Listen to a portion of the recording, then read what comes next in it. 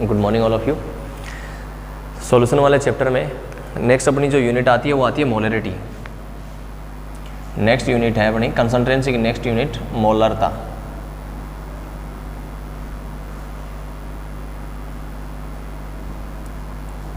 Molarity, सबसे पहले molarity की डेफिनेशन।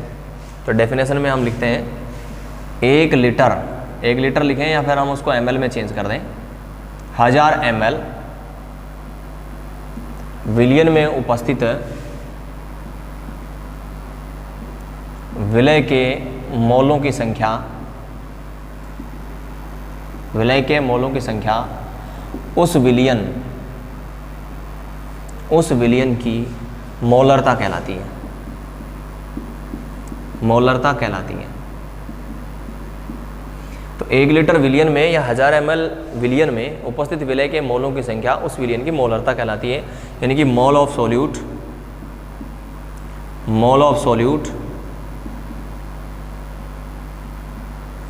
प्रेजेंट इन 1 लीटर या फिर हम लिखते हैं 1000 ml solution is called molarity of this solution. यानी कि 1 लीटर विलियन में उपस्थित विलय के मोलों की संख्या को उस विलियन की क्या कहते हैं? मोलरता कहते हैं। तो अपने को 1 लीटर तो क्या चाहिएगा? विलियन चाहिएगा, यानी कि सॉल्यूशन चाहिएगा। और उस सॉल्यूशन के अंदर जो सॉल्यूट के मोल होंगे, नंबर ऑफ मोल जितने होंगे वो उसकी क्या कहलाएगी? मोलरता कहलाएगी। तो यहाँ से हम इसको डेफिनेशन में कहने का मतलब डेफिनेशन को हम किस में चेंज करें? फॉर्मूले में चेंज करें तो क्या हो जाएगा? मोलरता इक्वल्स टू विलय के मोल, यानी कि मोल ऑफ सॉल्यूट अपॉन विलियन का आयतन, यानी कि वॉल्यूम ऑफ सॉल्यूशन। क्योंकि हमने इसको किस में लिया? लीटर में, यानी कि ml में लिया है। और ml में लिया हमने, इसका मतलब हमने किसकी बात की? इसके वॉल्यूम की बात की है। तो वॉल्यूम ऑफ है सॉल्यूशन।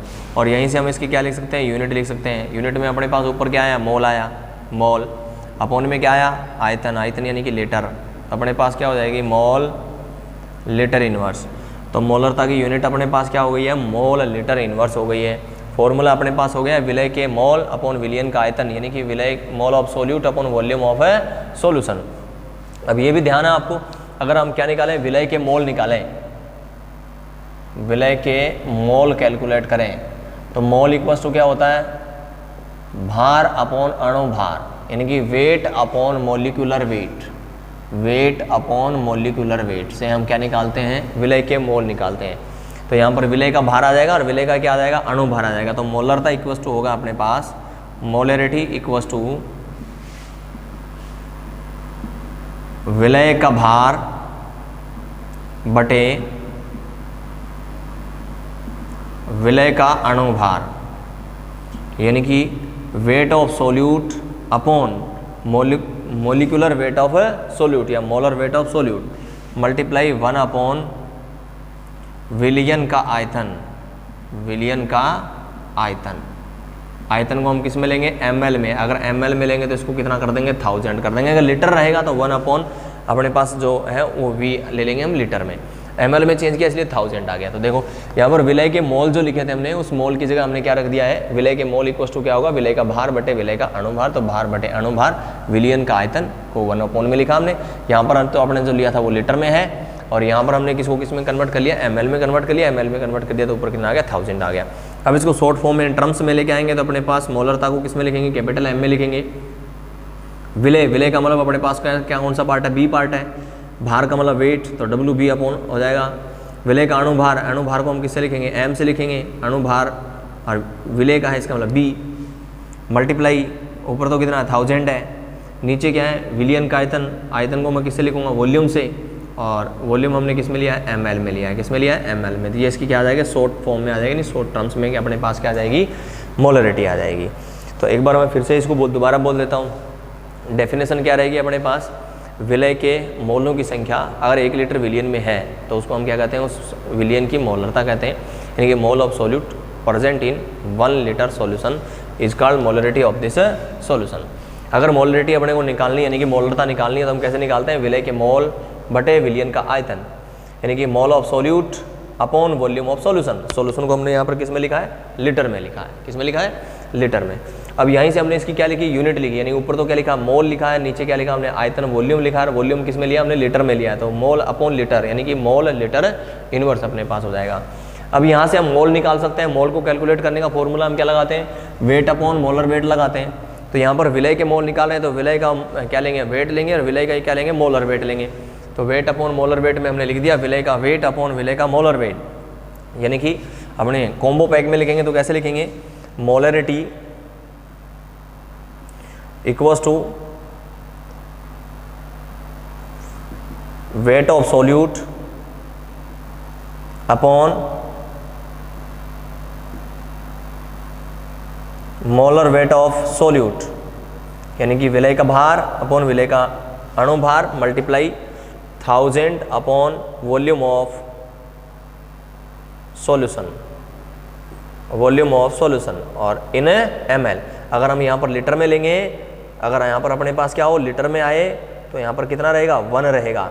अगर ml में लिखेंगे तो 1 लीटर इक्वल्स टू कितना होता है, 1000 ml होता है। तो ये अपने पास क्या आ जाएगा, कॉम्बो पैक में आ गया है। तो अपने पास ये तो रही मोलरिटी की डेफिनेशन, मोलरिटी का फॉर्मूला। अब यहीं पर इस फॉर्मूले में को हमने जब जैसे लिखा है, सेम टू सेम यहाँ पर हम टेम्परेचर का इफेक्ट और देख लें कि टेम्परेचर से इफेक्टेड होगा या नहीं होगा।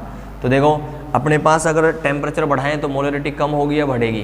तो याद रखना, टेम्परेचर अगर इंक्रीज करेंगे हम, टेम्परेचर इंक्रीज करेंगे तो सिंपल सी बात है वॉल्यूम बढ़ेगा, और वॉल्यूम बढ़ेगा तो मोलरिटी क्या हो जाएगी, घट जाएगी।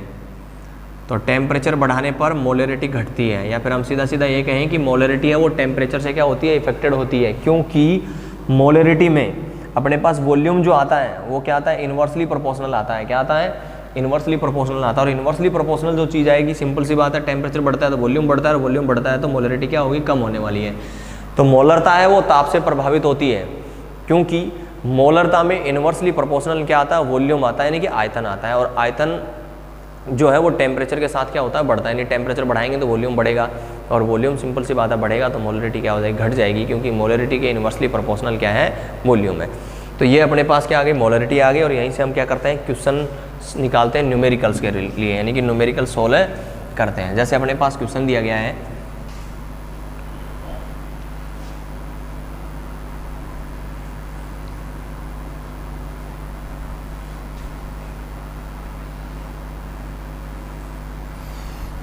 अपने पास क्वेश्चन है 4 ग्राम NaOH डिजोल्व इन 200 सॉल्यूशन, यानी कि 4 ग्राम NaOH से 200 ml विलियन बनाया गया है, या विलियन में घुला हुआ है। 200 ml विलियन में 4 ग्राम NaOH घुला हुआ है। तो इसकी अपने को क्या निकालनी है, मोलरिटी कैलकुलेट करनी है। क्या करनी है, मोलरिटी कैलकुलेट करनी है। तो मोलरिटी का फॉर्मूला लिखेंगे, W equals to M equals to WB upon MB multiply 1000 upon V, और V को हमने किस में लिया, ml में। तो यहाँ पर WB का मतलब क्या है, वेट ऑफ सोल्यूट। सोल्यूट का वेट अपने को कितना दिया गया है, 4 ग्राम, यानी कि 4 ग्राम। MB का मतलब क्या है, मोलर वेट ऑफ सोल्यूट। और NaOH, सोल्यूट अपने पास क्या है, NaOH। तो NaOH का मोलर वेट निकाल लेंगे। सोडियम का कितना होता है, 23, ऑक्सीजन का 16, और हाइड्रोजन का 1। टोटल अपने पास कितना हो गया, 40। फिर अपने पास वॉल्यूम ऑफ सॉल्यूशन कितना दिया गया है, 200 ml। सारे के सबको फॉर्मूले में रख दें तो M इक्वल्स टू कितना आएगा, 4/40 मल्टीप्लाई 1000 अपॉन 200।